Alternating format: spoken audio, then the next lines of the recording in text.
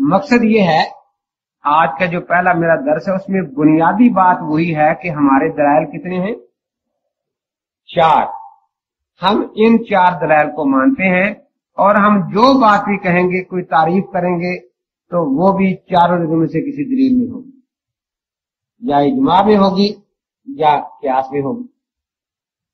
लेकिन गैर मुकल्लिदीन ये कोई तारीफ नहीं निकाल सकते किसी चीज की भी। जैसे मैंने बताया कि खुद हदीस की तारीफ कुरान हदीस में नहीं है, सही हदीस की तारीफ कुरान हदीस में नहीं है। एक दफा तकरीबन 25 साल गुजर गया, पसरूर में जिला सियालकोट में मुनाजरा था। मैंने लिखा 20 रकअत तरावी बाजमात सुन्नत मुअक्कदा है। उन्होंने लिखा कि 8 रकअत तरावी बाजमात सुन्नत मुअक्कदा है। रसूल मुनाजरे में लिखा है कि दावे में हुक्म होना चाहिए, तो हुक्म खैर मैंने भी लिख दिया, उन्होंने भी लिख दिया। उसके बाद यह है कि उसके जो मुफरद अल्फाज हैं उनकी तारीफ हो जाए कि सुन्नत मुअक्कदा किसे कहते हैं, ताकि बात बिल्कुल वाज़ेह होकर लोगों के सामने आ जाए। तो मैंने कहा कि आप सुन्नत मुअक्कदा की तारीफ लिखें और सिर्फ कुरान या हदीस से, किसी उम्मती की किताब से चोरी न करें, क्योंकि आप जानते हैं कि चोर के हाथ काट जाया करते हैं। वो बड़े परेशान हुए, तो चोरी करनी थी तारीफ बेचारों ने। काफी शोर मचा के फिर लिखा अस्सुन्नतु मा वाज़बहु नबी सल्लल्लाहु अलैहि वसल्लम बिनफ्सिही। सुन्नत वो चीज है जिस पर हजरत ने बजाते खुद मुवाज़बत फरमाई हो, हमेशगी फरमाई हो, वो सुन्नत है।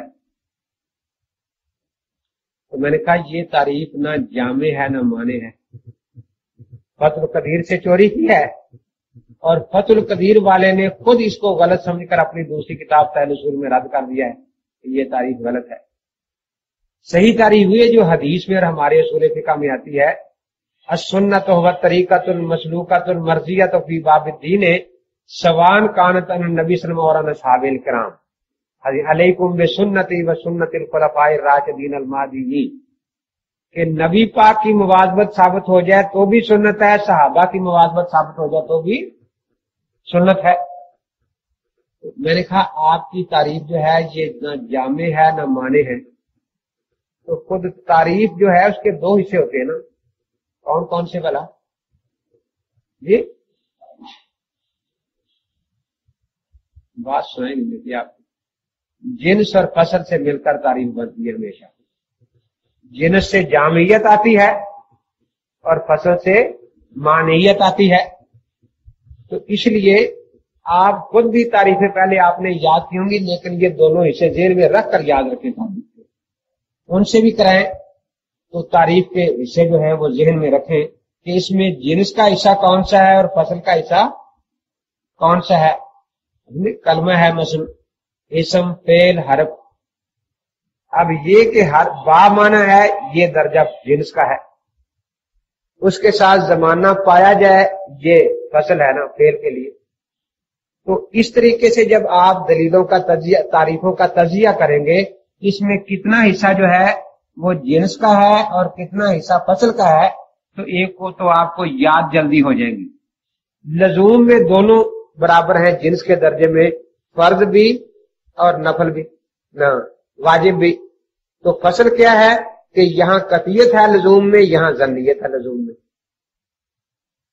सुन्नत और नफल में यही फर्क है। दोनों बातें हुजूर पाक से साबित है। इस दर्जे में ये दर्जा जिन्स में है, लेकिन जहां मुवाज़बत पाई जाएगी ये फसल है सुन्नत मुअक्कदा के लिए, उसको हम सुन्नत मुअक्कदा कहेंगे। जहां मुवाज़बत ना पाई जाएगी उसको मुस्तहब या नफल कहेंगे। तो हर तारीफ जो है वो जिन्स और फसल से मिलकर बनती है, क्योंकि तारीफ के लिए जामे और माने होना जरूरी है। तो जामियत जिन्स से आती है और मानियत फसल से आती है। तो मैंने कहा कि आपने जो तारीफ की है ना जामे है ना माने है। जामे तो माने तो इसलिए नहीं कि फराइज पर भी हुजूर ने मुवाज़बत फरमाई है या नहीं, اور واجبات پر, تو وہ سارے اس میں سنت میں شامل ہو گیا. اور جامعیت اس میں نہیں کہ بہت سی سنتیں اس میں آ نہیں رہی, تو عوام کا مجمع تھا تو ان کے اعتبار سے میں نے پوچھا تو بھی دیکھو سب مسلمان جانتے ہیں کہ پانچوں نمازوں سے پہلے اذان کہنا بھی سنت ہے, اقامت کہنا بھی سنت ہے.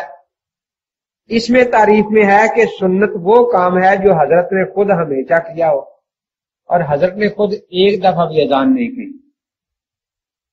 ایک دفعہ بھی زندگی بھر میں حضرت نے خود اقامت نہیں کہی. تو یہ جو دو سنتیں پورے مسلمانوں میں اتفاقی ہے, اس تعریف میں تو وہ بھی سنتوں سے خارج ہو گئی, کیونکہ مواظبت بے نفس ہی نہیں پائی گئی. ہمارے ہاں مواظبت تشریح کہتے ہیں اس کو, کہ حضرت کے حکم سے کام شروع ہو اور پھر اس پر مواظبت پائی جائے حضرت کے سامنے, تو اس لیے ہمارے ہاں تو مواظبت تشریح پائی گئی نا. وہ کہتا تھا مواظبت بے نفس سے ہی پائی جائے خود حضرت کے. میں نے کہا یہ جو تعریف آپ نے کی ہے نہ جامع ہے نہ مانے ہے, اس لیے چوری بھی کی, چوری کا الزام بھی سر پر لیا کہ ہماری فتح القدیر سے یہ تعریف لی, اور کام بھی نہ بنا. اس کو کہتے ہیں خسرت دنیا والا آخرہ, نہ دین رہا نہ دنیا رہی. میں نے کہا ڈوب مرنے کی بات ہے, نام قرآن جس کا لیتے ہو, تعریفیں ہماری کتابوں سے چوری کرتے ہو. تو وہ جو تعریف کر رہا تھا اس کا نام محمد رفیق تھا, ایک ہاتھ اس کا تھا دوسرا نہیں تھا, یہ پتہ نہیں قرآن والا تھا یا حدیث والا تھا بہرحال ایک ہی. تو اس کا استاد 5 صفحے پیچھے بیٹھا تھا, دیکھو کتنی قدر ہے استاد. شاگرد 5 صفحے آگے, استاد 5 صفحے پیچھے بیٹھا. وہ کھڑا ہوا کہ جی میرا نام عبد الرحیم ہے اور میں مولوی رفیق صاحب کا استاد ہوں. تو آپ رفیق صاحب میرے شاگرد کو پریشان کر رہے ہیں کہ سنت موقدہ کی جامع معنی تعریف کریں, وہ مجھے نہیں آتی کہتا ہے, میں استاد ہوں مجھے بھی نہیں آتی, تو اس کو آپ کیوں تنگ کر رہے ہیں؟ آپ ہمیں 3 مہینے کی مہلت دیں پھر ہم یاد کر لیں گے. تو میں نے کہا کہ ساری عمر تو آپ نے یاد نہیں کی, 3 مہینے میں کیا یاد کریں گے, بس یہ کر لیں گے, 3 مہینے مہلت دیں گے.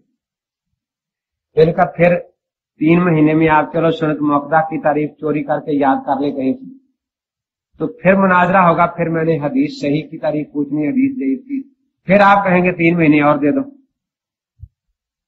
تو آج ہی جتنی مہلت مانگنی ہے وہ مانگ لو. تو نہیں جی 3 مہینے میں سب کچھ یاد کر لیں گے. کچھ بھی یاد نہیں ہوگا, جو یاد ہوگا وہ مجھے ابھی یاد ہے. کیا یاد کرنا ہے آپ نے؟ کیا آپ کو پتا ہے؟ ان کا 3 مہینے کے بعد جب میں آؤں گا تو پولیس کو درخواست دے کے مناظرہ بند کرایا جائے گا اور کچھ بھی نہیں. یا پولیس المدد الگیاس.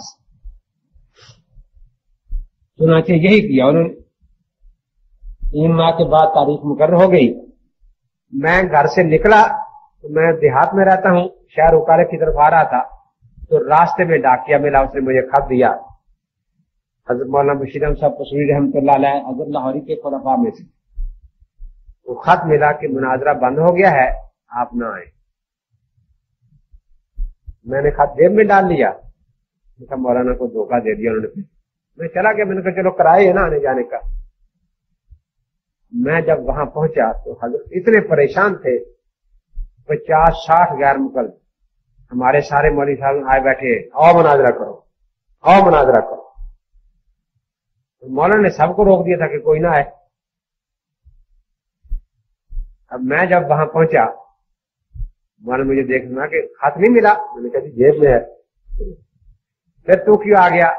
حضرت آپ فرمایا کہ آنا چاہیے تھا. نہیں کہتے تو نے بڑی عقل مندی کی, مجھے تو انہوں نے بڑا تنگ کر رکھا ہے. وہ کاغذ لے کے لائے ہوئے تھے کہ حدیث جو ہوگی وہ سیاستہ و ما وافق بہا, ما وافق بہا سے ہوگی. سہا لکھا تھا سین کے ساتھ, سہا, اور ہا بھی دوسری لاہور والی تھی, سہا ستہ. ما وافق بہا جو کاف ہے وہ ڈنڈے والا تھا. تو میں نے پڑھا نا, تو मैं पढ़ के जरा हंसा तो मौलाना ने फौरन यूं हाथ अपनी उंगली मुंह पर रखी, बस चले गए। मैंने कहा हज़रत ये क्या बात, आपने मुझे खामोश कर दिया था।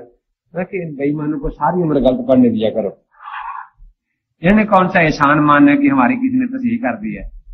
जो गलत लिखे मैंने कभी इनको गलती नहीं बताई, सारी उम्र ही गलत लिखी सारी उम्र ही गलत पड़े। और जब मैं पहुंच गया, हमने ऐलान कर दिया तो भाई ठीक है हम आ गए हैं, आओ मुनाजरे के लिए, फिर भागे पॉलिस की तरफ। हम बार बार ऐलान कर रहे थे कि 3 महीने मोहलत मांगी थी, आओ सुन्नत मुअक्कदा की तारीफ सुनाओ हमें, आओ सही हदीस की तारीफ सुनाओ। फिर क्या, देखो जी उनका स्पीकर भी बंद कर दो, हमारा भी बंद कर दो, हम बड़े परेशान हैं जी, उन्होंने हमें परेशान कर रखा है। तो इसके बावजूद 3 माह बाद मुझे फिर एक रसाला मिला, मुकालमा तरावी उसका नाम था, जिसमें लिखा था कि पसरूर में हनफियों की जिल्लत में शिकस्त। हम सारा दिन किताबें लेकर मनाज़े के मैदान में बैठे रहे और कोई हनफी मुनाज़िर वहां नहीं था। ये